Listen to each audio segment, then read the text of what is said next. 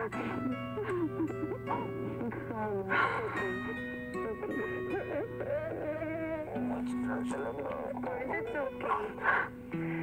Kasi alam kong pipigil mo yun sa sarili mo. You've been strong for a while. It's okay to let it go.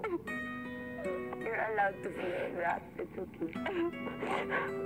Samantala si Andre, pansin naman ang biglang pananahimik. I already ate. Okay. What happened to Abby? The head of the chicken. Sharing it. This is how to eat. But if you want to, It's complicated. It's her personal life. Mia. I understand. What? With Abby and Lou, and this whole mixture is just really a roller coaster. So I feel like still need time to make any big decisions. I'm here for you, no judgments at all. I'm here. Thank you talaga. Hindi ko lang napigilan. Okay lang yan. Kailangan mo ilabas yan minsan. Minsan mga yung pag-isilipin mo sa loob, kailangan mo yan.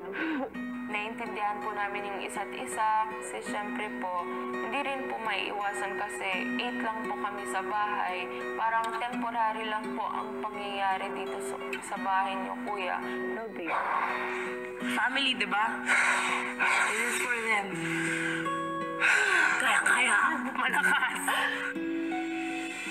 Nirirespeto ko ang inyong desisyon na hindi kayo nagpadala sa sitwasyon. At sana, mas lalo niyong pagtibayin at pahalagahan ang inyong pagkakaibigan dito sa loob ng aking... Please like and subscribe!